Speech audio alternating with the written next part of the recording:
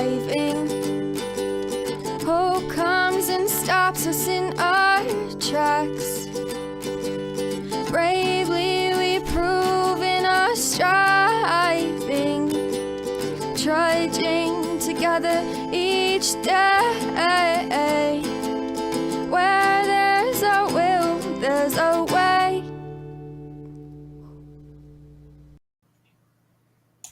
Good afternoon. I hope you're having a good day. It's Sunday. A week ago was Mother's Day. If that means anything.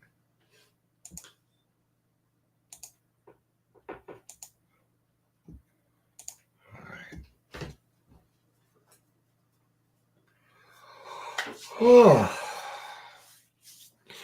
man, I did some sleeping in. A little bit of sleeping in, not much.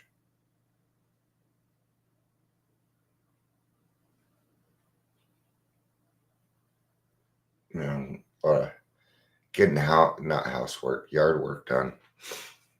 I have a very big yard. There's a lot of stuff need to be done. But it's funny, I went outside and the neighbors it's a little bit hotter today. See how smart I did on the days that it was cooler. Today's going to be a little bit hotter and my chores are done. Get that. So, my chores are done. Those chores are done anyway. There's always more to be done. It's just, we finally live in a nice house and it's going to be ours most likely and stuff. And so I feel this need to take care of it. None of these people called me back, so that's trash. I have things written down everywhere. Sometimes I don't even know what it's about. I have names written down. I don't know who they are.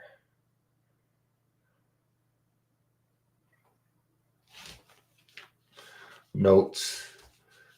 Notes. I always got notes. It's funny because I'll go through these and I'll come across a picture or so. There's one. Okay, drawings. My grandkids get a hold of them when they were younger. Yeah, they're a little bit older now, so we're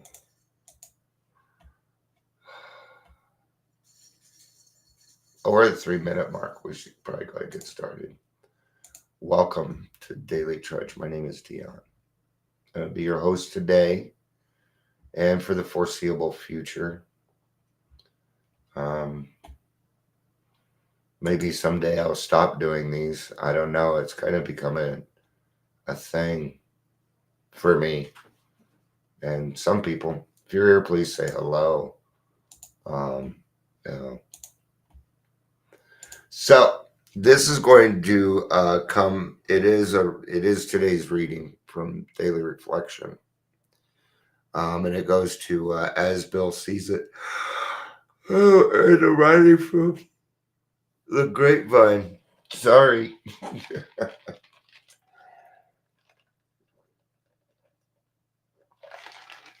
There you go. See, we wake up a little bit. I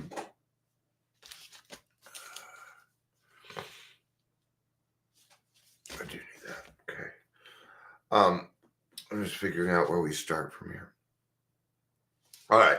Let's start with As Bill Sees It here. Well, there goes that.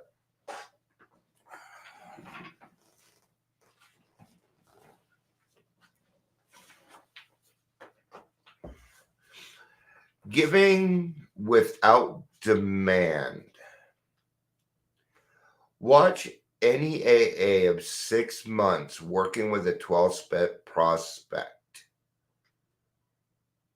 Watch any AA of 6 months working with the 12-step prospect.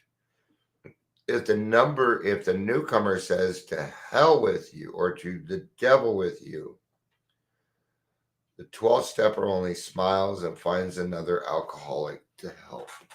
Okay. Yes, this happens. Sure does.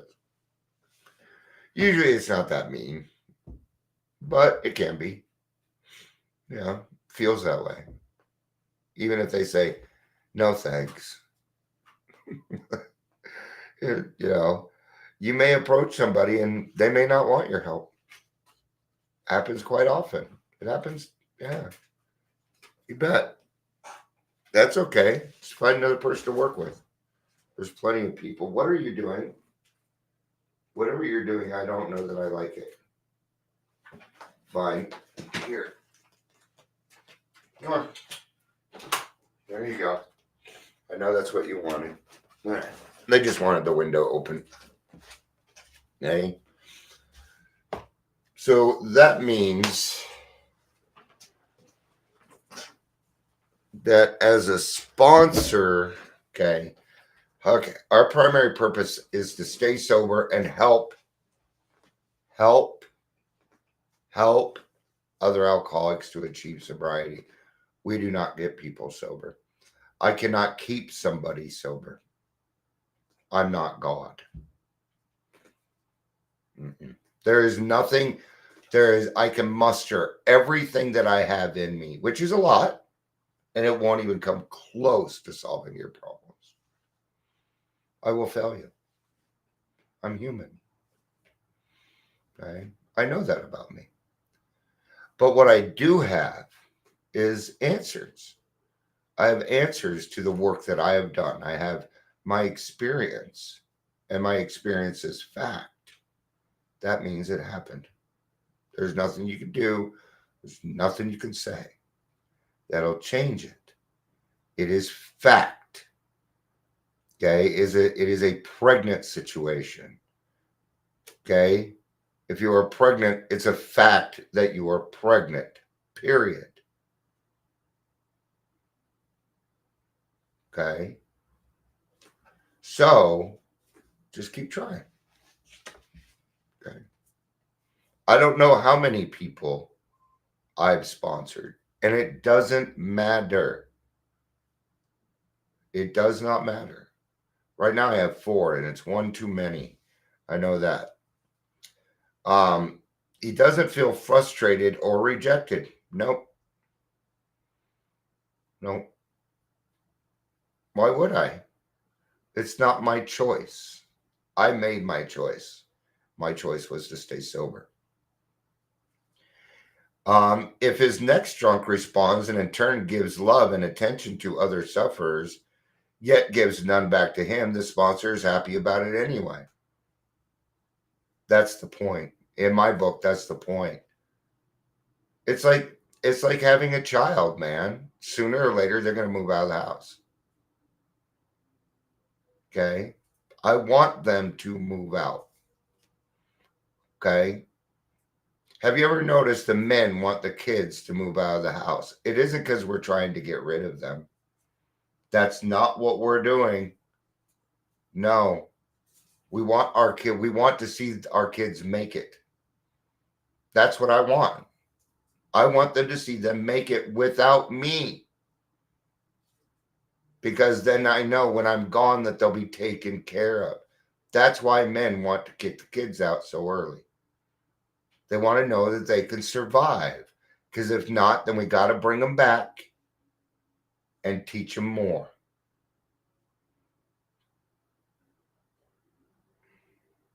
Okay? We do that for our kids unconditionally. I do. I don't expect shit from my kids. They're my kids.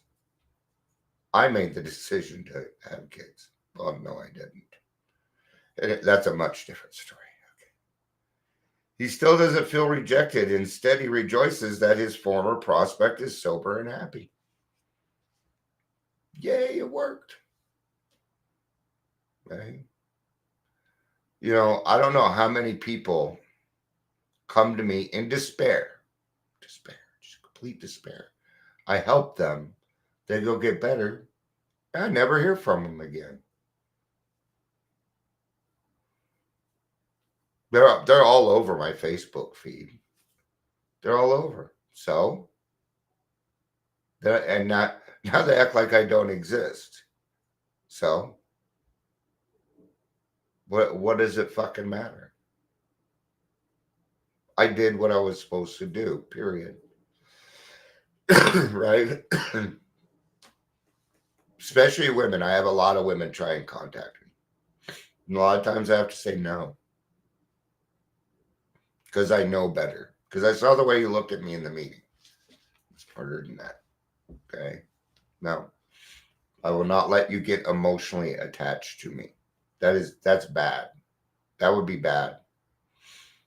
I tell my sponsees, we're not friends. I don't know you well enough. You don't know me well enough to be friends with me yet, dude. Do you? Be friendly, of course. Of course I will. I give a fuck what happens to you. If I'm your sponsor, I probably care more about what happens to you than you do, which isn't necessarily a good thing. That's getting to be codependency. Let's talk about that. Because there's a fine line there. Once we start giving our sponsees things, we're in codependency, man. Like advice. Like advice.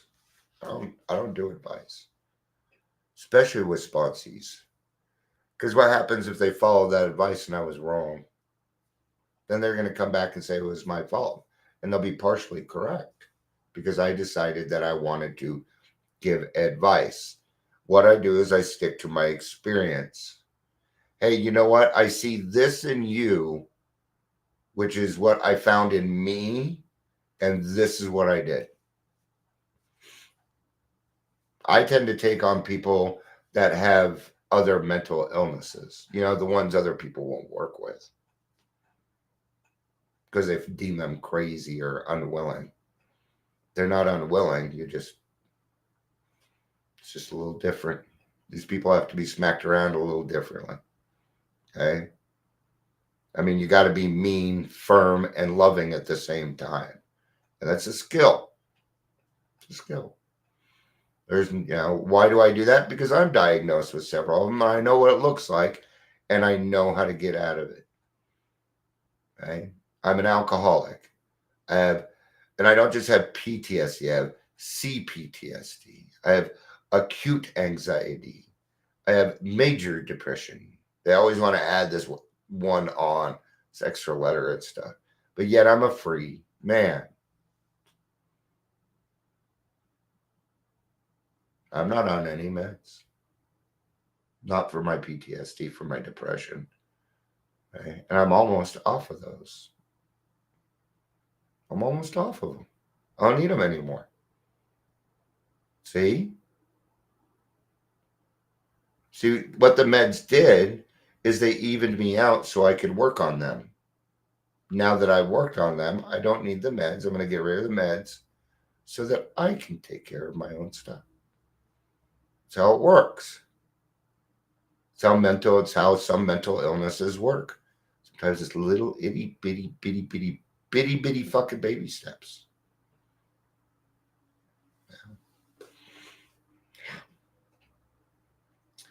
And he knows well that his own life has been made richer as an extra dividend of giving to another without any demand for return. Now, there's a trick here. I'm going to tell you something. Once you move into something like unconditional love, okay, you're going to be a nicer person. And people are going to think you're weak because of this. And they will try to abuse you. I'm just giving you a heads up on unconditional love. Just letting you know it doesn't work both ways. And you cannot have an expectation of other people having unconditional love. Okay? It doesn't always work both ways. So what do? We pray. We pray for them that they too will find unconditional love so they can have what you have. That's what I pray for. I want them to find it too. Because where they're sitting at, I've been there, so I understand it. If I sit there and take offense to it, then I'm not being a very good human being. I'm being like they are at the present moment. In other words, what I'm doing is I'm jumping in on their misery, and that is not going to help them. And this is a child of God. And now that I have been made aware of the problem, it's my problem too. It's how I feel. Right? If there's something that I work with and I'm being made aware of a problem, I'm going to do something about it. I don't like confrontation. Nobody likes confrontation. All right? But I can tell you this, you know, I give out a lot of unconditional love. And as a result, my toes get stepped on.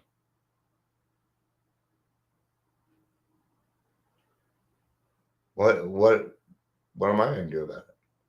I'm the one that put my foot out. Right? So, before we start handing out all this unconditional love, might I make a suggestion? And that suggestion would be get strong boundaries first. Get strong boundaries first, or you're going to get hurt. Okay? Because it doesn't get reciprocated all the time. It does sometimes, but people don't really seem to totally understand unconditional love when it comes to their own needs because they haven't let go. Because they haven't let go. They did not do a step 3 correctly. You got to give it all to God before you can give away love. You've got to do the 4th and 5th step before you even understand what unconditional love. Whoa. Do I love me for me? Of course I do. Yeah. That absolutely.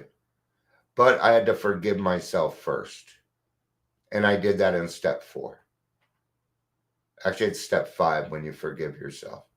That's where you forgive yourself and you're forgiven by God. That's where forgiveness happens. And then unconditional love can step in. That's why after step 5, I bring in emotional sobriety.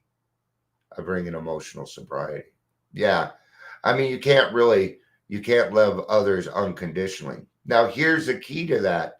In order to love yourself unconditionally, you got to know yourself. You've got to ask yourself certain questions. You're going to have to be very, very honest with yourself. Like, why? Why are you doing this, Dion? Are you doing this to get some more thumbs up? Are you trying to do this to get attaboys? Because if so, I'm out. If that's what we're after, then I'm out because I can supply my own attaboys. Watch. Good job. Okay. When what I did the last couple of days had to do with what was going on with me.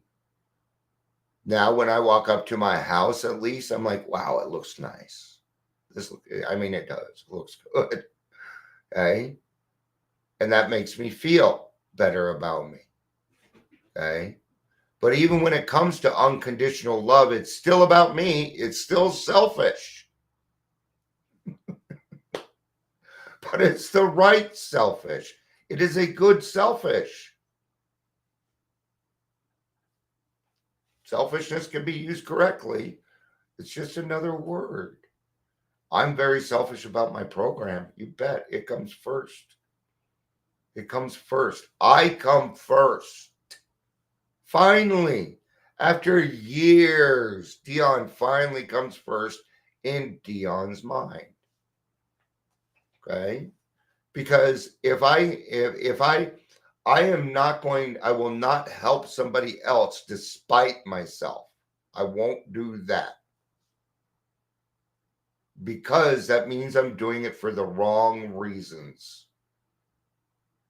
That means I'm doing it for the wrong reasons. And I've got to do things for the right reasons. If I don't do it that way, I'll go back to drinking. And I just don't want to. I don't want to. I don't want that life anymore. I had fun while I was there. Great. Yay.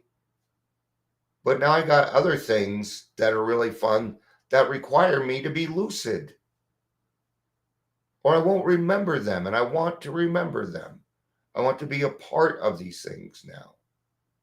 I want to live a life that doesn't consist of me being drunk all the time. That's what I want.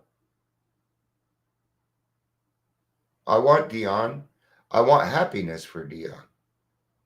So I try and do things that make Dion happy. You know what? One of the things that makes Dion happy? Helping other people, watching other people grow. I love it. It's where I get my high now. I don't want to say I'm high on life because that means I would be elated, and I'm not. I'm usually more in the middle. That's where I at least try and be. You guys know me. Like every other human being, okay? I don't understand when people are like, oh, look, and all there is great stuff on it. And life isn't like that.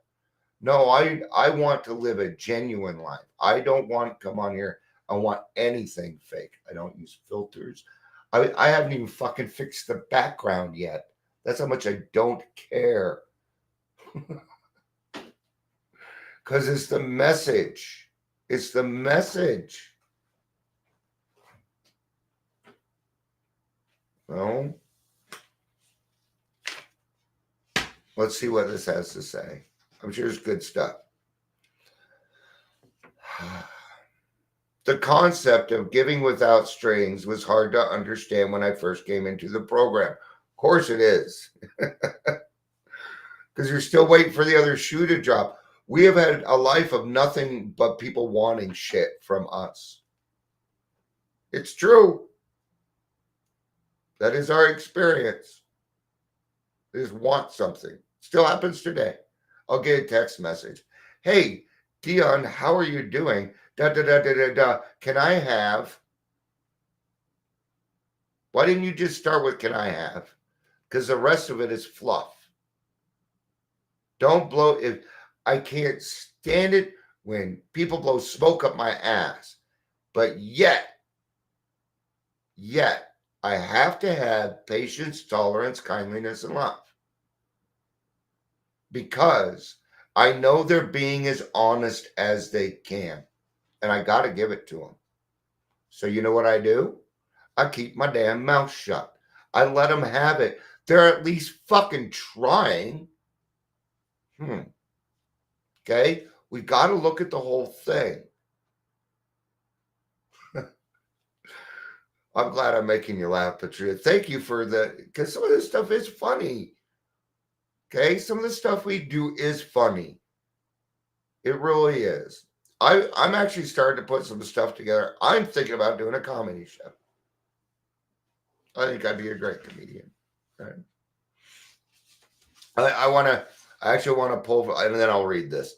Okay. I actually want to pull from Jeff Foxworthy, where it says, you know, you're a redneck if, right? So what we did it with alcoholic. You might be an alcoholic if you wake up in somebody else's tub covered in urine.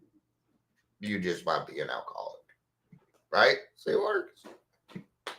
I just take everybody else's stupid shit, put it in the comedy skit, and we're done. So, all right. The concept of living, understand, yeah, okay, I was suspicious when others wanted to help me. Sure. I thought, what do they want in return? And this is a hard concept for alcoholics. But once they understand that they don't want something, they want anything. Okay. Which includes things like Medicaid, money, time. Time is something. So you know what I do? Ask permission. Hey, can I take up a little bit of your time? Yes. There you go. Now I have permission. Be a vampire. Vampires need permission to do things. Be a vampire. Can I come in? A vampire can't come into your house without permission. So be a vampire. I know I'm using something weird, but what I'm trying to get you to do is think of the other person. We're invading their space. Ask permission. You know what you're saying to them? You're worth holding space for. That's what I just said to that person. They're not going to catch it, but they're going to feel it. Non-evasive. Even though I come across very, but I will approach you how you need to be approached because what they want in return. But I soon learned the joy of helping another alcoholic, and I understood why they were there for me in the beginning. Yeah. Every time I end with a sponsee, thank you for taking your time. And I'm like, gosh, should I act like that? I get it though. I understand. I felt grateful like that too. That this person was willing to take their time to give a fuck about me. It was nice. And the other thing that was nice is he didn't want anything from me. Literally, he didn't want anything. He just wanted to hang out with me. Weird. New concept for this alcoholic. But it felt nice. And because it felt nice, I wanted more. Welcome to some of the tricks of AA. We're replacing your addiction with something good. That's all we're doing. This is the replacement of things. Cognitive behavioral therapy. My attitude changed and I wanted to help others. There it is. It's that change where we go from destroying to saying, you know what? This is helping other people. Oh my God, this is it. But we got to be careful. Okay.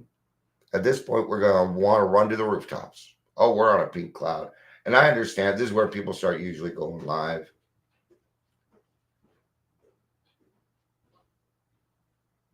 But the problem is they haven't healed yet. And it's going to come out angry. Their intentions are great. And I love it. And I'm laughing because I tried to do it too. But my sponsor stopped me. I must drove my sponsor crazy. Right? But we got to stick to our experience because otherwise we'll start shouting things that aren't right. Okay. And misinformation in recovery kills. So we got to be careful. That's why we do not do advice. We do our experience. And we do our experience because your experience is fact. It cannot be changed. Sometimes I became anxious. That happens to me. As I wanted them to know the joys of sobriety, that life can be beautiful. It's why I put the club together. It's the only. There's a lot of people that in AA that have not experienced something, and I don't know why they won't believe me. I don't know why they won't show up. I don't know what the whole thing is, but I've experienced something and I want other people to experience it also. I want them to have the chance to experience it. And there's nothing wrong with that. When my life is full of a loving God of my understanding and I give that love to my fellow alcoholic, I feel a special richness that is hard to explain. I'll explain it. I'll tell you what it is. It's gratitude. It's gratitude. Gratitude is the extra dividend that you get for helping somebody else without anything in return. You get something in return. And it's tenfold. But it usually comes in the form of something spiritual. It's usually a spiritual gift. And that spiritual gift is going to be serenity. Serenity is the goal, not happiness. Serenity means I am neutral. I'm Switzerland. I'm neutral. That means I'm going to listen to everything, good, bad, or indifferent. And I'm going to take this in. I'm going to run it through the right places and decide whether it's for me or not. If it's not for me, I'm going to let it go. If it is for me, I'm going to put it in where it needs to be put in. Simple. Not always easy. Not easy, but very simple. It's about asking yourself good questions. Now, I do want to reiterate about this giving without strings. It doesn't always reciprocate. Okay? Sometimes somebody's going to do something for you and you think it's just because they wanted to. No, they wanted something in return.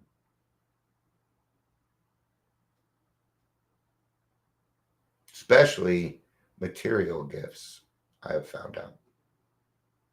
That's why I don't like gifts. They seem to come with expectations. You know? So before I wrap up, I did understand unconditional love and things like that, but I didn't really know it until my wife taught me, and she taught me by example. She taught me by example, and now I get it. I get it. The Beatles were right, man. All you need is love. It's all you need. It separates things. It does a lot of different things. But what love does is it helps me understand, hey, this person's yelling at me, but I know it's not about me. So why are they yelling at me? Because they love you. We tend to take things out, and that's why people do that with me. They think that because I'm nice that I will just forgive, and that's not how I work. I'll forgive. I've already forgiven you, actually, but I will not forget. Okay, and there won't be a second time because I'm a Virgo. I won't allow it. I will not give you the same thing as before. I will look at you in a different light until you take some action to show me that you've changed. Action. Okay? And what is love? Love is an action. Love is a dividend. Makes the fucking world go round. It's more powerful than anything in this world. Besides God. But God is love. All right. Speaking of love, I love all of you unconditionally. I love you for who you are, which is a complete mess. Me too. Yay, we're all complete messes. We have something to work on. All right. I love you without strings, without obligations. I hope you have a great day. Peace out and have a day.